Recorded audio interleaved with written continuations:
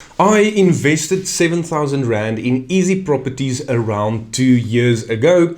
In this video, I'm going to show you guys the results that I have received and what are the returns that you can expect if you decide to invest your money in the platform. This is going to be an unbiased update on what my portfolio looks like and the returns that I received in the last 21 months. The idea would be to stay invested in the platform for at least 5 years because it's a medium to long-term investment. Although it's only been 2 years or around 2 years, I wanted to show you guys an update of what you can expect if you invest your money in Easy Properties. I've made a couple of videos about all of the advantages as well as all of the disadvantages, so definitely go and check those videos out. I'll link them in the description down below. It's always important to gather all of the right information before you execute a specific investment. With that said, I only invested 7,000 Rand, so it won't make me rich and I can't expect massive returns with only 7,000 Rand, but I'll show you guys and I hope that you can follow along and ultimately you can decide whether this is an investment opportunity for yourself or maybe you would decide to stay away from the platform. That is entirely up to you. Let's jump to my screen and I'll show you guys what this looks like. So first of all, if I go to Easy Properties, let me just go back to my portfolio. We can see here that I invested in two properties, one which is 4-on-0 and the other one is the Exchange Loft, and the current value of my portfolio is 8,000 Rand, which is a gain of 1,050 Rand or a return on investment of 15.7%. I received a total rental dividend of 230 Rand, which since I received it, I cashed it out and reinvested it in Easy Equities. If I scroll down, let's just click on the first property. The purchase value of the first property was 1,946 Rand, where I am currently receiving a rental yield of 3.59%, a valuation gain of 355 Rand, which gives us a current value of 2,301 Rand. If we quickly do this calculation, we can divide our return or our gain with our investment amount and multiply it by 100, which shows that it's a return of 18.25%, which is pretty good, to be honest. Although this is a small amount, it's about the actual return. This is the important part. When we look at my other property, the purchase value was 5,000 Rand. The rental yield is a measly 2.59%. I have a valuation gain of 694 Rand, which gives me a current value of 5,718 Rand. This is a gain of around 13 or 14% if I have to estimate it. And the reason I'm showing you guys this is because the actual return on investment is really not that bad. The last valuation of this property shows a per share price of 118 cents.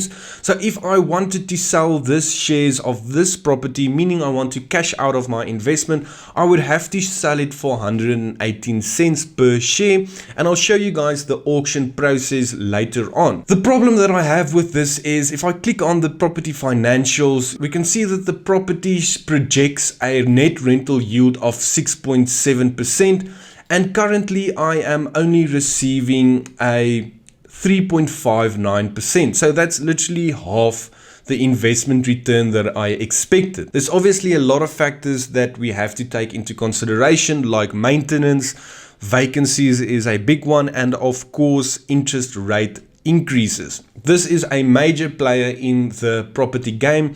So obviously the yields that we expected when we invested 2 years ago is going to be different than what we are actually receiving. And I think it's mainly because of all of the interest rate hikes. With that said, it's probably going to go up again, so this might decrease in the future. Let's check the second property. We have a rental yield of 2.59% and I expected a 6.2%, which again is really much lower than I expected. With that out of the way, at least I still have a gain of 15% on the portfolio. But let's say I decided I want to sell all of these shares. This is definitely not something that I would suggest, But let me just quickly show you what it looks like. I can click on the properties that's on auction. All of them are closed at the moment. I just want to show you the results from a previous auction on the property that I actually own. And when we scroll down, I can click on view auction results, and here we can see the probable trade price is 89 cents, meaning that most of the shares was executed at 89 cents per share.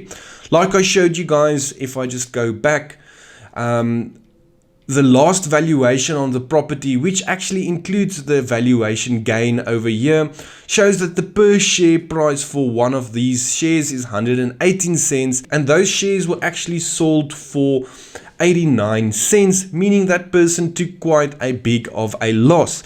So the bidding process of an auction is like a normal auction. You have a buyer, you have a price, and you have a seller. And it depends what the buyer is willing to pay for that specific shares. Let me just quickly show you. If I scroll down to 118 cents, we can see that there is people that were able to sell the shares for 118 cents. But the probable price, meaning that the average price of these shares was sold for 89 cents. But just look, there's around 91,000 Rand that was sold at that price. The reason I'm showing you this is that you should probably try to avoid the auction process unless you are actually trying to buy shares, because if you sell your shares, you are probably going to lose money. I'm going to show you guys my Easy Properties statement just for some extra information. We can see that the day I started investing was around July 2021, and since inception my return has been 30%, or about 15% compound annual growth. And since year to date, meaning since 2023, the return has been 2.88%, and the last 12 months it was 18.63%. Another thing that I want to show you is the dividends that I received. It was received in May, August, and November, and then in February.